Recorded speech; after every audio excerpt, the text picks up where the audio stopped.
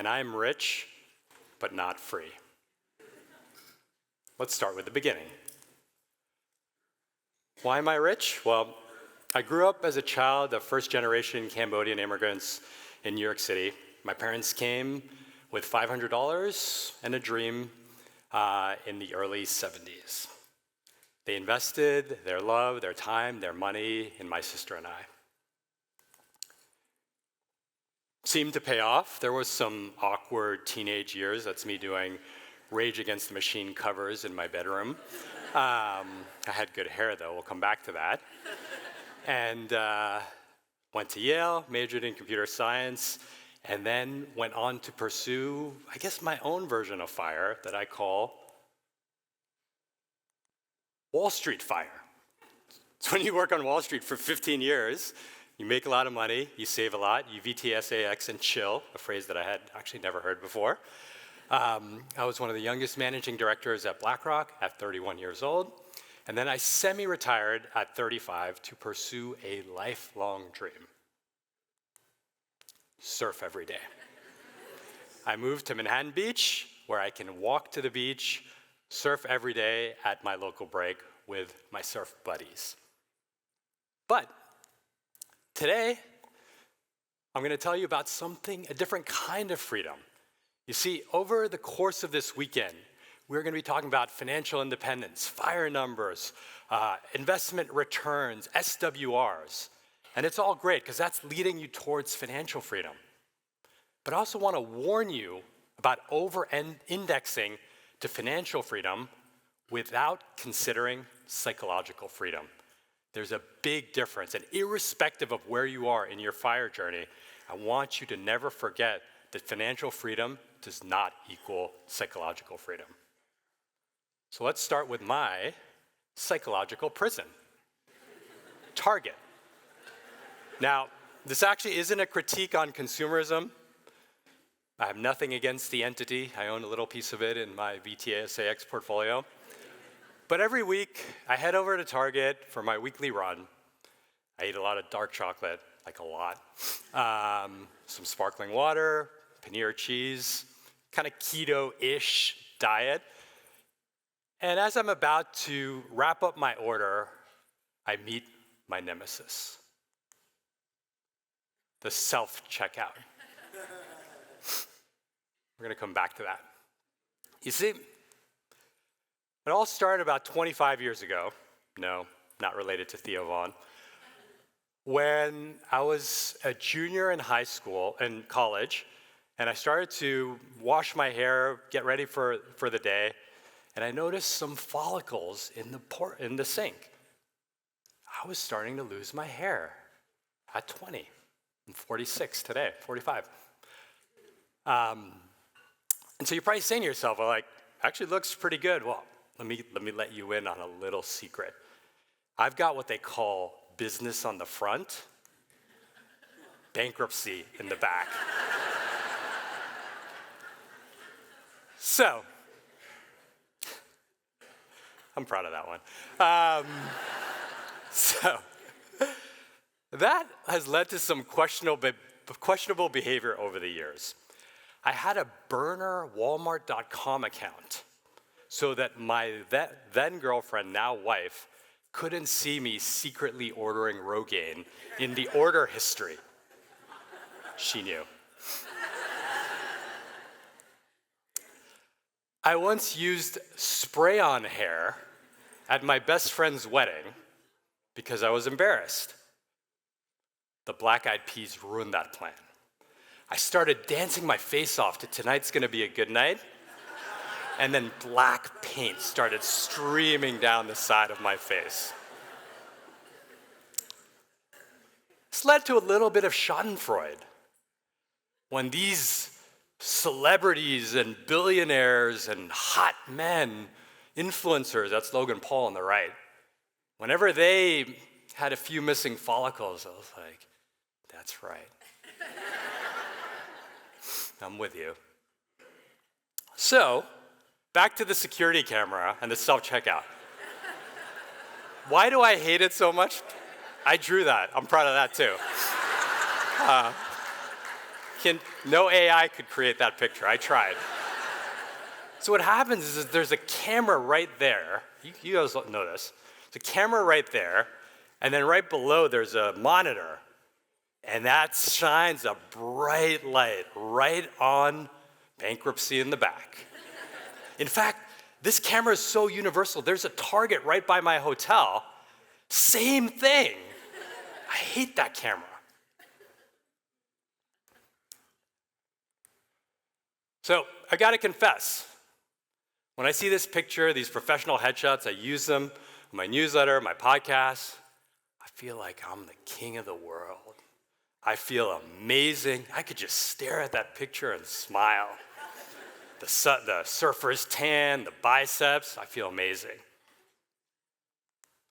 When I look at this picture, I feel sadness, I feel anger, I feel shame for 25 years. By the way, I've never showed that picture to anyone. So financial freedom doesn't grant us psychological freedom from our deepest insecurities. So let's move on to another example, another psychological prison of Reddit. Now, you've all seen these posts. You're sweating the details. So in this example, person comes back from vacation and they splurge on a car ride home, $84. They're beating themselves up. They're so frustrated. Why didn't I just take the super shuttle?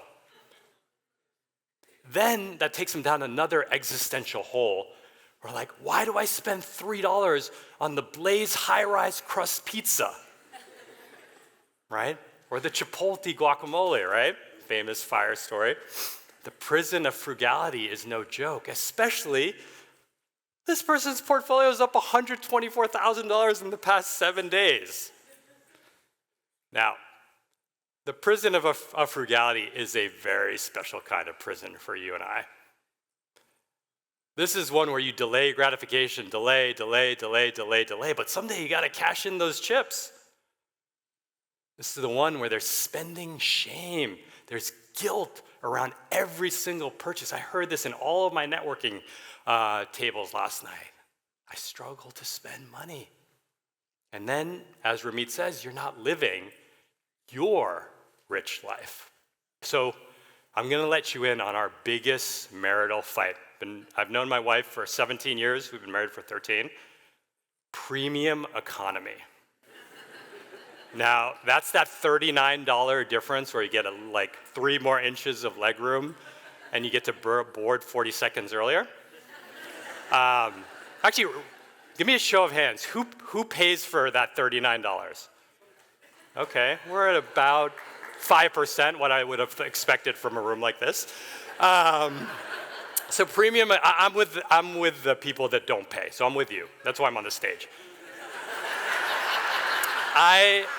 And my wife, she's like, I will leave you if you don't buy premium economy for our family. That $160 is really gonna put a hole in our bank account. Anyways, we fight about this, but deep inside, I say things like, I want to take those $39 and spend them on a nicer dinner when we get to the destination. Or I'm gonna take this $39 and we're gonna have like slightly nicer hotel. It's BS, right? Because deep inside, my wife always says, she's like, I know you better than you know you. Because deep inside, I actually do like it. I like having more legroom. I like boarding earlier. I like getting off the plane earlier. I do like it. But that is my prison of frugality because I can't escape growing up and sneaking snacks into the movie theaters to avoid the markup. I can't escape, still do. I can't escape walking 15 minutes to not pay for an ATM fee when I bill $1,000 an hour in my consulting business. That is a special kind of prison. Now, I'm gonna give you a little trick on the prison of frugality. And I don't think you're gonna like this. but it works for me, so try it out. It's my wealth advisor, he calls it the 3-digit rule. And it only works for people who bias towards not spending money, which is everyone but the few economy plus people in this room. So you take your net worth, $6.5 million, and he says all that matters are the left 3 digits, right? So I know every single one of you knows your net worth as of last night market close. So take your net worth, circle the left 3 digits, and everything on the right you can spend with reckless abandon. I give you that permission. Because the thinking is you're not going around being like, oh, those last 3 nines, like, they really matter. And so that's the 3-digit rule. And again, take it or leave it, but for someone who struggles to appreciate their hard-earned money, it works for me. Next up. All right. Rich but not free. This is a gentleman by the name of Vinay Hiremath. Some of you might know the company Loom, the screen sharing video company. It's an amazing, amazing product. Very, very successful Silicon Valley business. And they sold this company for, clicker's not. Vinay sold this company for $975 million at age 33. So there are 3 co-founders, so he's cash rich and time rich. Some sleuthy Redditors inferred that he probably took out $43 million after taxes from that transaction. Not only that, you probably know him from this blog post. I'm rich and I have no idea what to do with my life. It went viral about a couple months ago. On top of that, on top of the $43 million, he actually walked away from another $60 million if he had stayed another, I think, 3 or 4 years. He said he didn't want to work with all these NPCs. So this man, 33 years old, cash rich, time rich, prison of the existential void. So he's wondering, what is he going to do next? And he enters, in his own words, his Elon era. As we know, Elon contains multitudes. So we'll just leave it at that. But he enters his Elon era, and he wants to do even better than he did with Loom. He's going to start a robotics company. He's going to outdo himself. Right? That's how he's going to solve his existential void. So he raises money, he learns everything that he can about robotics, and then he realizes, nah, that's not going to work for me. So then he goes on his eat, pray, love part of his life. I know some of you are going to Ubud for one of the fire events, and it doesn't really work out for him. He gets bored. The only thing that happens is that he ends up breaking up, regrettably, with his long-term girlfriend. So travel is not the cure. But he figures out what is. It's doing hard things. So with no climbing experience, he decides to climb Mount Everest. He gets hypoxia, chronic bronchitis, and altitude sickness. And he eventually does make it and actually continues on his hard things path to fill that existential void. All roads lead back to Elon. He interviews with Doge. What is harder and more challenging than hiking up Mount Everest? In his words, right-sizing the US government. So he's about to move to DC to start working at Doge, and then once again realizes it's not going to fill that void. So back to square one. Last I heard from his blog, he's studying physics with no purpose in Hawaii on his own. And just a good reminder that wealth can buy you freedom, but it cannot buy you purpose. All right, next up. What do you think? When was the last time you took a walk without headphones? Okay? No podcasts, no audiobooks at double speed. no music, just you and the sounds, the serene sounds of your soul. I haven't done it in a long time. Because here we come up with a new prison, our next prison. It's this prison of an invisible scripts. Can you go back to the White Lotus slide? The prison of invisible scripts, where I haven't had a boss in 10 years. Yet I do not allow myself to watch TV between the hours of 9 to 5 on Monday through Friday for 10 years until last week, because I missed the episode of White Lotus. And I'm like, I'm watching this episode during the week. I watched it on Monday morning. And you know what? I felt a little guilty, right? We've got this narrative that if you are not doing something productive, something's wrong. And that is its own form of prison. Because it's not enough to do the dishes. You've got to do it while listening to the All In podcast. It is not enough to just rest and take a nap when you could be meditating. And it's not enough to have the AirPods. You need to be walking with that Tim Ferriss endorsed rucksack. Everything must be productive. It is a very special kind of jail. So I want to give you an exercise to consider. Do a calendar audit. Think of your last month and just break down the activities that you did. Now, how many of them had an outcome? You were going to learn something. You were going to better yourself. You were become more well-read, right? A lot of self-improvement, the self-improvement industrial complex lives in this outcome orientation. And there's nothing wrong with that. We are all in this room on this path because of that, because of a commitment to improving ourselves. But what do you do just for you? Right? What do you do to pursue that intrinsic joy where the reward is the activity itself? A hike, talking with friends, cooking a wonderful meal.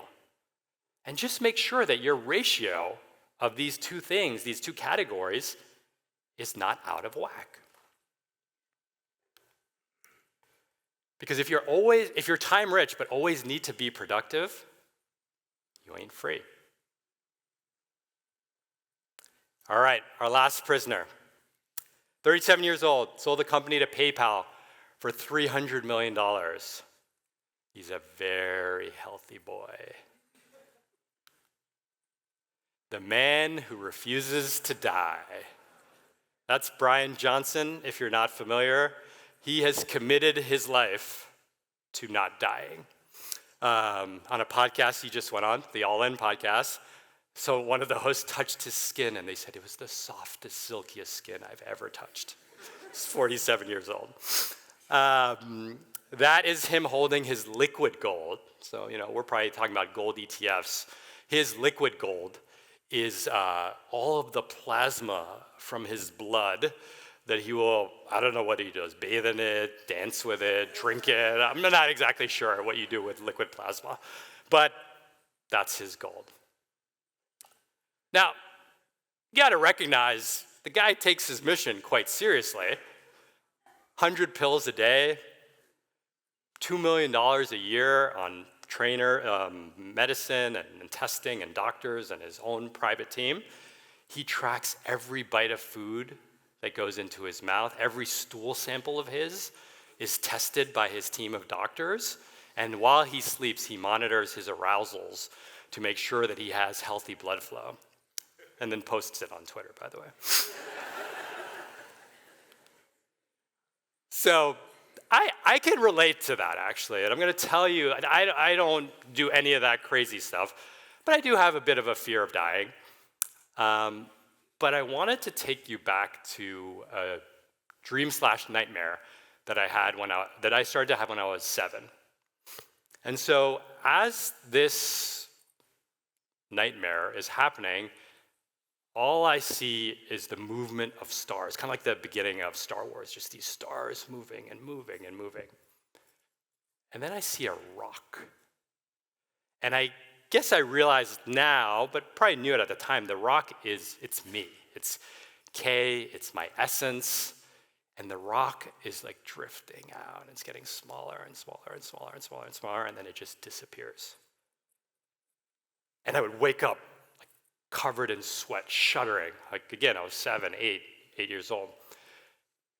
And again, I came to realize with time, like, why was that so scary? Is that I had this fear of my own irrelevance. And in this dream, this nightmare, this speck of Khe's essence, I was just this tiny point in infinite space and infinite time. That was scary. Still is a bit scary. And so I understand that fear of not wanting to die and that fear of irrelevance. And again, I mean, you could go the liquid gold route, the plasma route, but it's real. And so as we think about all these prisons, yes, focus on the calculators. Focus on that first layer of freedom. You're doing the right thing. Keep at it. But don't forget that financial freedom is just one of the chains that holds us back from living our full potential, from thriving and living a very happy life. Don't forget to look at the existential voids, the spending shame, the productivity guilt, and the fear of irrelevance, because more money will not always solve those problems. So, you're probably wondering, back to the hair thing, what's going on? What's going on there? Bankruptcy in the back. Why don't you just transplant and chill, right? Hair transplants have gotten pretty good these days. That's a flight full of Americans coming back from Turkey, where you can get a full transplant for $9,000. And I like that joke, Turkish Airlines. And $9,000, it matches your 3-digit rule, so spend away. And I've thought about it. I know a few friends who have gotten them. But I'm not convinced. There's a part of me that says, don't do it. And it's not because of the money. It's not because of the effectiveness. It's not because of any safety risk. Because I think about these things like, oh, would it be great to would it be objectively good to have a full head of hair? Yeah, probably. But then I ask myself, is anything objectively good? Think about something like winning Powerball, right? Objectively good. However, the minute you win Powerball, you have lost your privacy for the rest of your life. The minute you win Powerball, you will never know for sure if someone wants to get to know you because you're cool or because they want something from you. And that's not saying I wouldn't choose to win Powerball. Like if given the option, I would strongly consider it. But there's this messy middle, and nothing is truly objectively good, and by that definition, objectively bad. Think about something else that's objectively good. Being hot. Timothy, Travis, Taylor, Travis, Bradley, Gigi Hadid, objectively hot. Who wouldn't want to be objectively hot? However, from what I hear, if you're objectively hot, you're waiting for that day. One day, you are guaranteed to no longer be hot. That is a special kind of prison. And I live in LA, and I see what that does to people. Once again, there's that kind of messy middle, and you've got to be comfortable with that. So, back to these two pictures. The one on the left, like, if I was only that person, I'm not sure I'd like that version of myself. I think that that person would be a little bit too confident, which would lead to a little bit too much arrogance, and that person would be a little bit too judgmental. And I think the picture on the right acts as some kind of load balancer to just keep me grounded in that messy middle. And so maybe it's all just a part of a plan for me. And I'll end with this funny story. My friend Kareem is a bit of a rabble-rouser, likes to start stuff on text.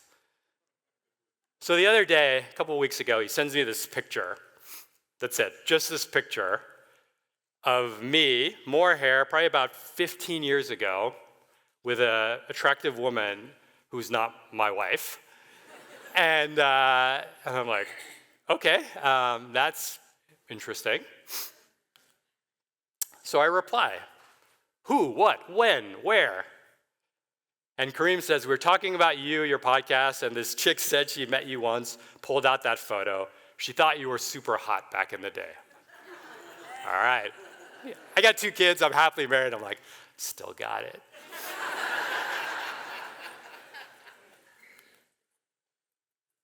He goes even further. He's like, yeah, I went to business school with her and all that. He repeats. He's like, yeah, she did say how hot you were back then. I'm like, all right. Can't wait to tell my wife. And then Kareem's a rabble-rouser, never one to leave you hanging. He goes, I basically said you look the same minus the hair. Crying emoji. And in that moment, I was cut down to my messy middle. But you know what? In that messy middle, I found self-acceptance. I found self-love. I found peace. And I found freedom. Thank you.